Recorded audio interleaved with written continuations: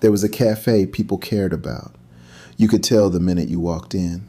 A stroller near the door. Someone halfway into a book.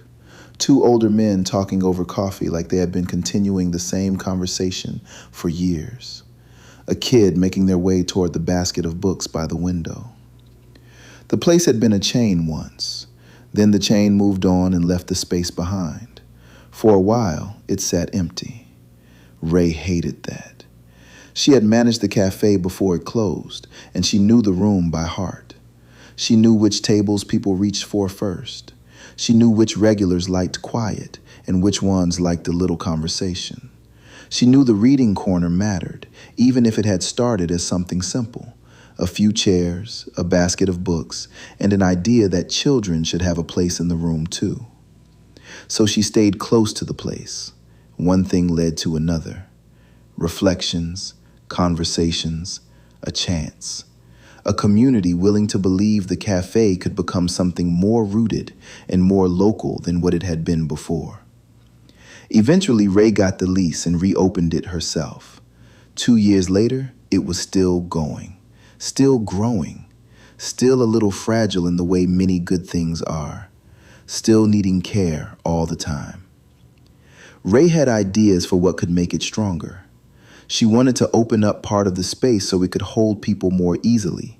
Families on Saturdays, small gatherings, the reading group, the kind of everyday community use that always seemed to need just a little more room than the cafe had. She wanted to fix up the reading corner too, make it feel less patched together and more fully part of the place. Nothing too flashy. Just the kind of changes that would help the cafe do more of what it was already trying to do.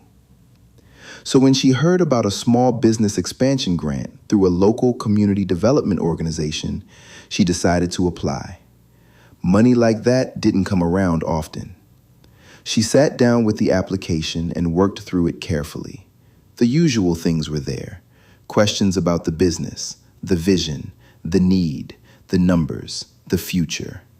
She answered everything she could, tried to explain the cafe clearly, tried to fit a living place into the boxes they gave her. She knew what the place felt like in real life.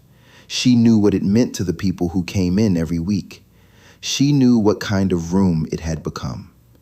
The harder question was whether any of that would carry through an application well enough for a stranger to feel it too.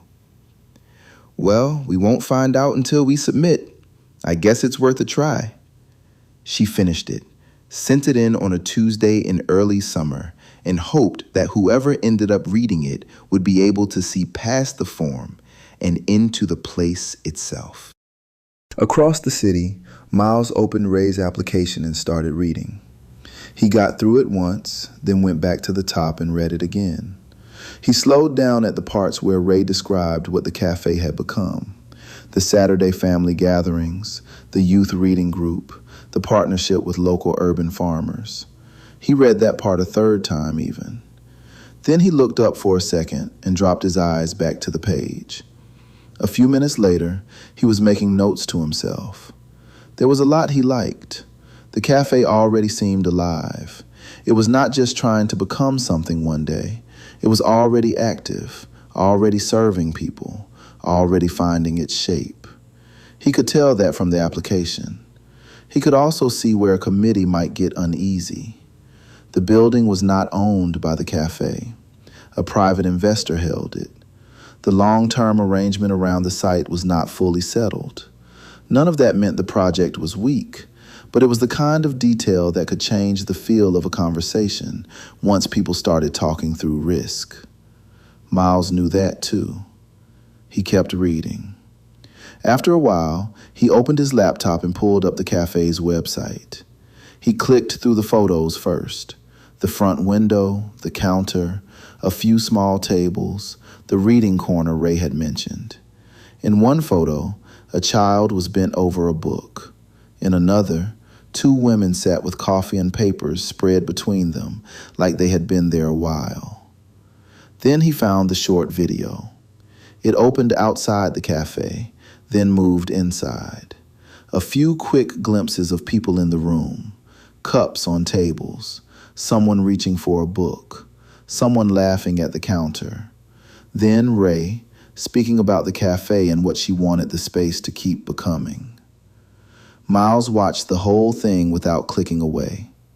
When it ended, he let the screen sit there for a second. Then he went back to the application. A few lines read differently now that he had seen the place. What had seemed promising on paper was easier to picture now. He pulled the application a little closer and looked again at the section about the building. That was still the question, but it was no longer the only thing in front of him. My guess is this is just the type of leader and venture our CDC had in mind. He took a breath. Here goes. He looked back at the screen, found the contact information, and started typing. A visit would tell him more, so he reached out. Ray had heard nothing for nearly 2 months after she submitted the application. Other than the automatic confirmation that it had been received, that was it. So when the email finally came, it felt important the moment she saw it. She almost missed it. That day had been full. The cafe had been busy from the start. One of those days when a special brought in extra people early, and by the evening, there was still more going on, with children and families filling the place for a reading event. By the time the last family left and the room finally quieted down, Ray was tired. She was just doing one last sweep before calling it a night, wiping down tables, straightening chairs, checking what had come into the general inbox. That was when she saw it. Thank you for submitting your application. We would love to learn more. If you are interested in a site visit, please complete the scheduling survey below. She read the note twice. Then she smiled. She clicked into the survey and started filling it out. She wanted to answer right away, but she also wanted to think carefully about the timing. A visit in the middle of a rush could be too much. A visit when the place was empty would miss the point. She wanted them to see the cafe the way she knew it, with some life in it, some motion, some proof of what the place meant to people. So she thought about the week ahead. Which days had the best rhythm? Which hours gave the clearest picture? Before she submitted the survey, she added her direct email address, just to be sure. The general inbox was fine for the front door of the business, but if they were really trying to schedule something, it seemed smarter to make sure the next note came straight to her. Then she sent it in, closed the laptop, and let herself enjoy the moment a little. Miles was settling in at his office the next morning when he noticed that her survey had come through. He had been watching for it. Other responses had come in first. Hers had not. He kept checking anyway. When it finally appeared, he opened it right away. He looked over the times she had listed, picked one that seemed like a good fit, and sent a follow-up suggesting a specific date and time. Then he waited. A few days went by, then more. He checked his inbox. Nothing. Checked again the next day. Still nothing. There were other visits to arrange, other applications moving, other details asking for his attention. Still, every so often, he thought about the cafe again. He had liked what he saw. He wanted to get there. As more time passed, questions started creeping in. Maybe the timing did not work for her after all. Maybe she had taken another look at the process and lost interest. Maybe he had let his own excitement run a little ahead of things. In the middle of all that, Ray was having her own version of the same conversation. She had filled out the survey. She had added the direct email. She had expected to hear something back. When nothing came, she started wondering. Maybe they had moved on. Maybe something had shifted. Maybe the invitation had meant more a week ago than it did now. Still, she did not want to let it sit there too long, so she called the office. Ray did not catch Miles directly, so she sent a follow-up email too. She mentioned she had completed the scheduling form, was grateful and eager to host a visit, but had not heard back yet. When Miles got the message, he was glad to hear from her, But he was also puzzled by the had not heard anything part. He frowned a little. He had written back. He was sure he had. Did I make the wrong call on this one? Is this a sign? But he caught it before it progressed too far. He pulled up the email thread, opened Ray's survey response, and started checking everything again. Once, then again. On the third look, he saw it, and then he laughed. There it is. He had sent the scheduling note to the general email address from the original application. But in the survey, in the spot where she had listed the best address to use, Ray had given her direct email. He had missed it. The whole time, he had been waiting for a reply to a message she had never actually received. For a moment, he just sat there, laughing at himself and feeling the relief come in right behind it. Then he wrote her back promptly. The mistake was small, easy to fix, and more than anything, he was glad it had not slipped away, because somewhere along the line, he had started caring whether he got to see the place. I feel pretty sure about this one. Now just looking forward to the confirmation when I see it in person. A date was set. Ray did not try to stage anything for the visit. She thought about it, of course. Straighten this, wipe that down again, make sure the front looked good, make sure the timing still made sense. But beyond that, she wanted the cafe to be what it already was. If Miles was coming to see the place, then he should see the place the way people actually experienced it. That was the whole point. He came in that morning while things were already moving. The room was not packed, but it was full enough to show itself. A few people were at the tables. Someone stood waiting at the counter. A little girl sat in the reading corner with a book open in her lap. Staff moved through the space with the ease of people who knew where everything belonged. Ray greeted him at the door and brought him in. She showed him around the way a person does when they know a place deeply, as if playing out a script written upon her heart. The counter, the seating, the reading corner, the section she hoped to open up more if the funding came through. The places where the room worked. The places where it still asked for a little help. As they walked, she filled in the history, how the chain had left, how long the space had sat empty, how she had stayed close to it, how one conversation led to another until, eventually, the cafe became hers to run. She told him about the Saturday family gatherings, the youth reading group, the partnership with local farmers, the way the cafe had grown into a place people used for more than coffee. Then she brought up the building and how grateful she and the community were for the faith of the investor Denise, a community member and customer who had frequented the place for years. Denise and her family had the mission-mindedness and the means to help float the mortgage until the cafe could afford to take over. Ray explained where things stood, what she knew, her best guesstimates about when she thought the business could take over the building ownership, and why she believed the cafe had a bright future there. Ah, that all makes sense.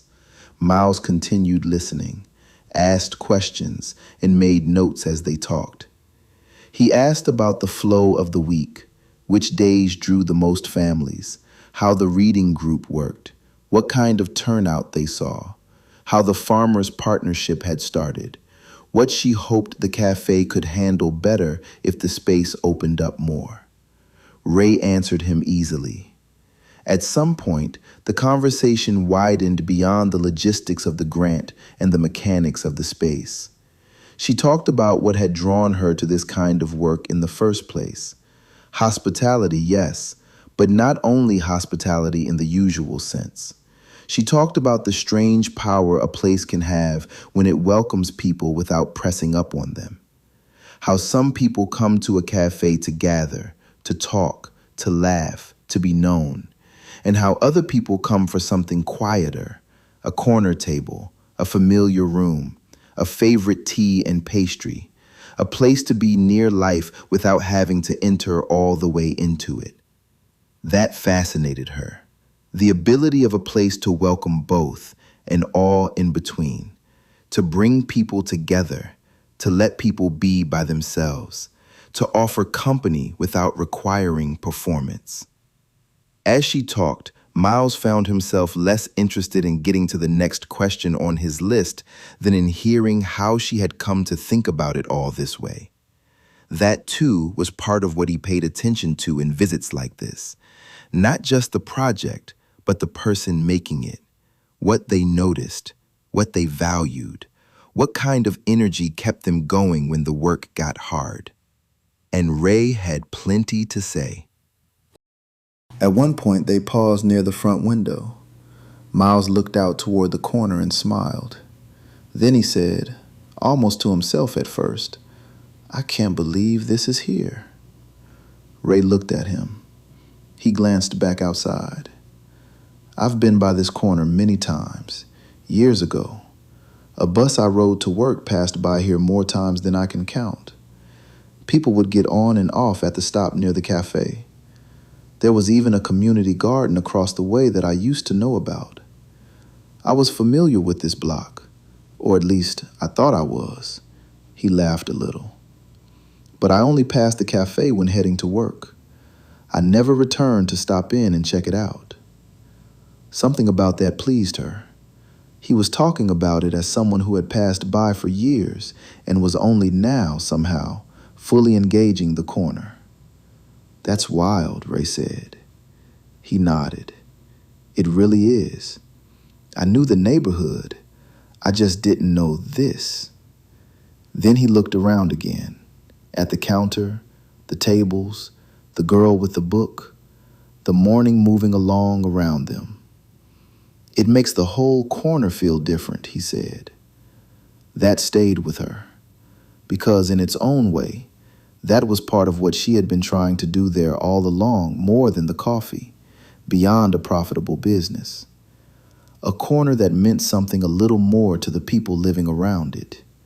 Give it warmth, give it shape. Give people one more place to belong to, or pass through, or return to. They kept talking after that, but something had softened. The visit still mattered. The file still mattered. The questions still mattered.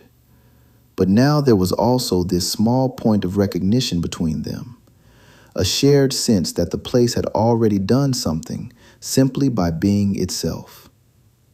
By the time the visit wrapped, Miles had what he needed for the file. And he had something else, too. A better sense of Ray, of what drove her, of why this was more than a business plan to her. Ray walked him to the door. They thanked each other. He said he might follow up with 1 or 2 additional items. She said that was fine. Then he stepped back out onto the block. But the corner did not feel quite the same to him anymore. The visit was over. The cafe carried on behind Ray the way it always did. "I guess he gets it," she smiled. A few days after the visit, Miles found himself still thinking about the cafe. He kept replaying parts of it in his mind. Ray's energy, the way the room welcomed people, the reading corner, the families, the feeling of the place being used in exactly the way she said it was. Even the story of the investor stayed with him, someone who had cared enough about the vision to step in and help hold the building while Ray kept building the business itself. So when he reached back out, it was with a little more intention now. He had a few details he wanted to button up, a few things he wanted to make sure he understood correctly, a few places where he wanted her words to be represented as clearly and accurately as possible. Ray could feel that in the emails. The exchange felt different now. After the visit, it felt more like they were co-authors, collaborating to tell the story in a way the committee could feel and getting the details right. She still did not know where any of it would lead, but she no longer felt like she was sending notes off into a blank process. She had met the person on the other side. He had seen the place. He had asked good questions. He had understood things she had hoped someone would understand. That mattered. At the end of one of her replies, after answering what he had asked, after clarifying one more point, after everything that belonged to the file had been covered, She added one more line. Hope you enjoy this beautiful day. See you at the beach. It was the kind of thing that might have sounded strange in another exchange. Here, it felt easy. When Miles read it, he smiled. He had already been thinking about heading down to the shore that weekend, inspired by the pull of a good weather day and the ocean not being too far away. So he wrote back. He answered the business part first. Then, at the end, he followed her there. If you hear your name echoing from the ocean, that's me. Ray laughed when she read it. After that, the emails loosened a little more. Still grounded, still tied to the work, but easier now, a little more room in them. And somewhere in those exchanges, Ray mentioned something she had not said during the visit. Every summer, she told him, the cafe organized a beach trip to the shore for families. That was one of the things she cared most about. Some of the families came every year. Some had never had an easy way to get there on their own. But once summer came around, she wanted them to have a day by the water. She named the beach town. Miles stopped when he saw it. He knew that town from years ago. When he was in elementary school, someone connected to his family had a place there and opened it up to them from time to time. A borrowed weekend, a chance to be near the water, a chance to step into a different kind of day. He had not thought about that in a long time. He guessed that was part of why the ocean still felt the way it did to him. Introduced to it early, through someone else's generosity, it had always carried that feeling with it. Peace, a little wonder, the sense that you had been let into something good. And here Ray was, in her own way, making that kind of day possible for other people. So he told her he knew the town, told her he had gone there as a kid, told her it meant something to hear that was where she took families now. She loved that. A few more emails passed between them after that. Then one of them wrote it again. See you at the ocean. And the other answered, how cool would that be?